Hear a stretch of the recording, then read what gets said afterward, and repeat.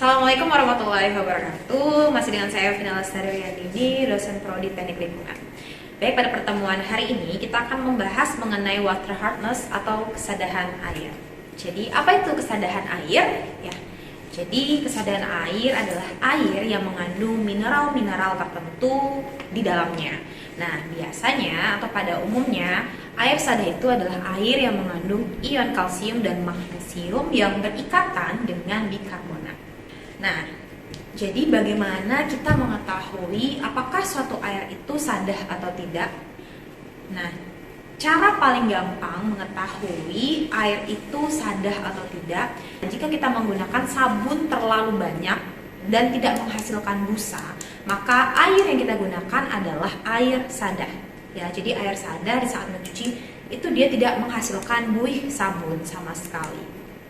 Nah, lanjut, apa itu efek dari air sadah? Nah, jadi di sini ada beberapa efek dari air sadah. Yang pertama, tidak menyebabkan sabun berbusa atau berbuih sehingga mengurangi daya pembersih sabun tersebut dan menyebabkan penggunaan sabun menjadi boros. Nah, kedua, jika air sada digunakan di dalam industri itu bisa menimbulkan kerak pada kettle sehingga diameter pipa menjadi lebih kecil. Nah, yang ketiga, menurut WHO ya, jadi air yang memiliki tingkat kesadahan yang tinggi itu memberikan dampak terhadap kesehatan manusia. Nah, bisa menyebabkan salah satunya adalah batuk ginjal dan juga penyumbatan pembuluh darah. Di sini ya kita akan membahas mengenai macam-macam dari kesadahan air. Jadi kesadahan air ini dibagi dua. Yang pertama adalah kesadahan sementara.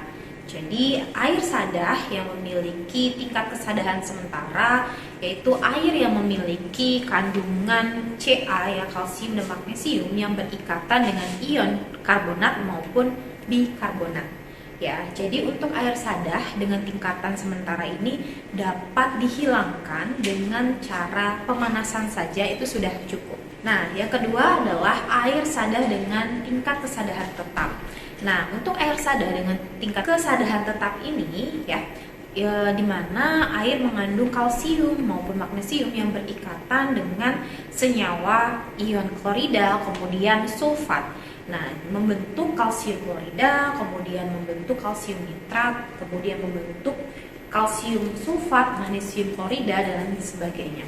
Nah, air yang mengandung kesadahan tetap ini tidak bisa dihilangkan dengan pemanasan, ya, tapi perlu dilakukan treatment lebih lanjut, salah satunya dengan proses ion exchange atau penambahan kapur ataupun soda lime. Nah, bisa dilihat pada tabel ya, tabel 1 ini adalah klasifikasi dari tingkat kesadahan ya, dimana kalau misalnya kandungan CaCO-nya di atas 300 itu masuk ke dalam kesadahan tinggi sekali atau very hard ya. Kemudian untuk konsentrasi 150 sampai 300 masuk ke dalam kesadahan tingkat tinggi. Kemudian 75 sampai 150 itu kesadahannya masih sedang, dan 0 sampai 75 masuk ke dalam tingkat kesadahan lunak. Bagaimana sih kita bisa menghitung berapa konsentrasi kesadahan ya? Dilakukan pengujian di laboratorium. Nah, untuk mengetahui konsentrasi dari parameter kesadahan, kita bisa melakukannya dengan mengacu berdasarkan SNI 066989.12 tahun 2004 mengenai pengujian kesadahan total ya. Di situ ada kalsium dan magnesium dengan menggunakan metode titrimetri. Nah, jadi bagaimana caranya? Ya, kita gunakan sampel air yang mengandung kesadahan 50 ml, kemudian kita tambahkan air suling ya sebanyak 50 ml, kemudian kita masukkan ke dalam Erlenmeyer berukuran 250. Nah, jika kita lakukan pengujian di hari itu juga, nah kita bisa langsung melakukan pengecekan. Tapi jika kita melakukan pengujiannya di hari esok, nah kita perlu melakukan pengawetan ya terhadap sampel kita dengan penambahan HNO3.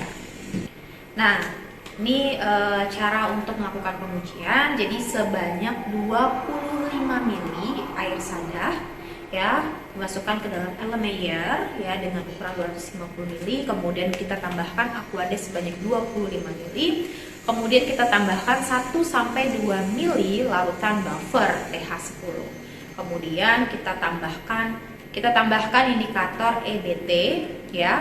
Kemudian kita lakukan titrasi menggunakan larutan EDTA dengan konsentrasi 0,01 hingga berubah warna menjadi biru. Kemudian untuk mengukur berapa kalsium yang ada di dalam air ya. Jadi kita lakukan pengambilan contoh uji ya. Sampel yang digunakan itu sebanyak 25 mili ya. Kemudian kita masukkan ke dalam labu Erlenmeyer ya dengan ukuran 250 mili. Kemudian kita tambahkan air suling sebanyak 50 mili. Nah, kemudian kita tambahkan 2 mili larutan NaOH dan konsentrasi 1 N ya, sampai pH mencapai 12 atau 13 ya. Jadi kalau sudah pH mencapai 12 atau 13 berarti stop penambahan NaOH. Nah, kemudian kita tambahkan 1 mili KCN ya dan konsentrasi 10%. Kemudian kita tambahkan indikator Murexit. Nah, kemudian kita lakukan titrasi menggunakan disodium EDTA dengan konsentrasi 0,01 molar ya sampai terjadi perubahan warna menjadi ungu. Nah, setelah kita lakukan pengujian ya di laboratorium, selanjutnya kita melakukan pengukuran atau perhitungan ya. Jadi di sini ada 3 rumus ya, bisa dilihat ya. Nah, rumus yang pertama itu untuk menentukan nilai kesadahan total. Nah, rumus kedua itu untuk menghitung berapa kadar kalsium yang ada di dalam sampel kita. Nah, rumus yang ketiga itu adalah menghitung berapa kadar magnesium yang ada di sampel kita.